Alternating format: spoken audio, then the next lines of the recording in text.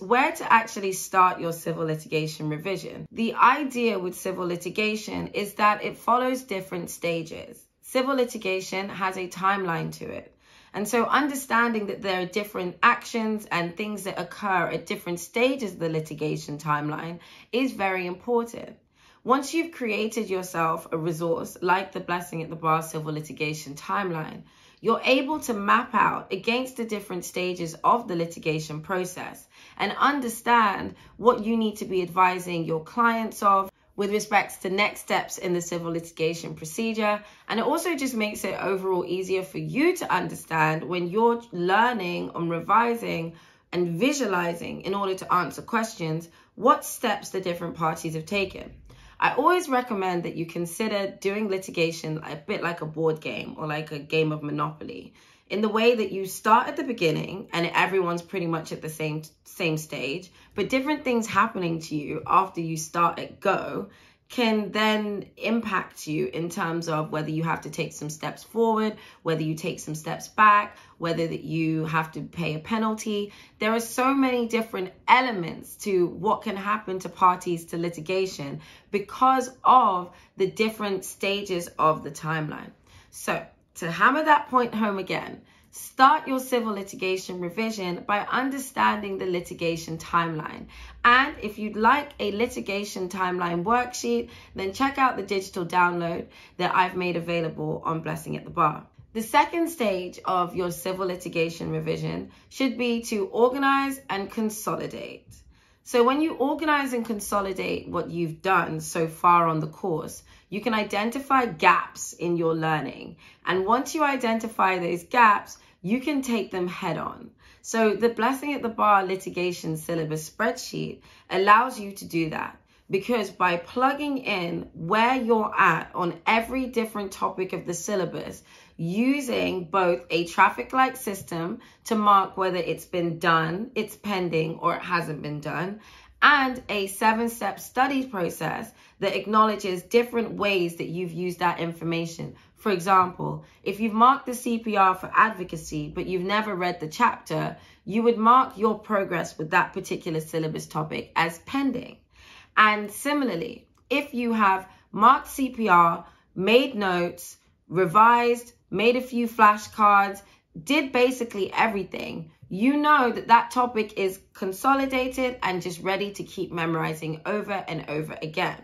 So consolidate your knowledge. My recommendation is to use a spreadsheet like the Blessing at the Bar litigation spreadsheet, but you can also get a little bit more old school and just go through your syllabus and tick off with a pencil just where you have covered those particular CPR on the syllabus. An easy way to know that is to grab your copy of the white book, open it up, and look at where your tabs are. So my recommendation, like I said, is to consolidate. Consolidate, consolidate, consolidate, consolidate, consolidate before you get started on your litigation revision. My final tip for your civil litigation revision may sound a little bit out of sorts, but it's important. Practice questions for topics you know nothing about. Now, the reason I suggest that you do this is because you can basically troubleshoot yourself. If you run through questions and topics that you consider that you're unfamiliar with, perhaps they're orange or even red on your syllabus spreadsheet, then you can basically learn where your fault lines are. Because you've applied the civil litigation timeline, you're aware of the different things that can happen at the different stages of the litigation process. So that means even if you don't quite know the exact procedural rules, you can actually begin your revision by showing where the fault lines in your knowledge are. So to give you an example of how that worked for me, I definitely knew that I was very solid on things like sanctions, conduct expected of parties, and just how the parties were supposed to act.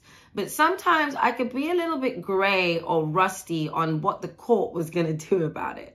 So that is why, by stress testing, by answering lots of questions in areas I didn't feel confident in, I was able to use the information that I definitely knew I was solid at and essentially learn where the gaps were.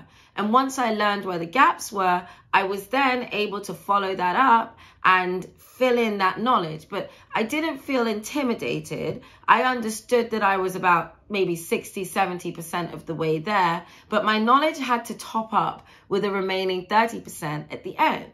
So that is why I know it sounds a bit mad, but start your litigation revision by answering questions in areas that you're not solid on.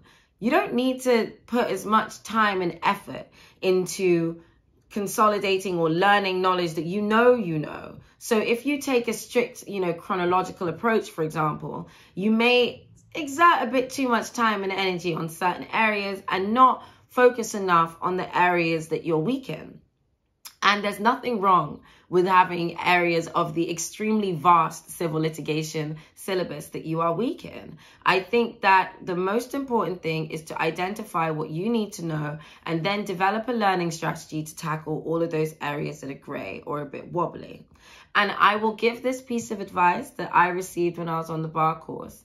Although, yes, the overachiever in you may be tempted to try and achieve all the marks and get 100% in your litigation exam, it's important to remember that you don't need to get every single answer correct in order to do well in this exam. You need to show an overwhelming knowledge of the overall syllabus. So you don't have to know everything. You just need to do most of it to a standard well enough to get yourself a good grade.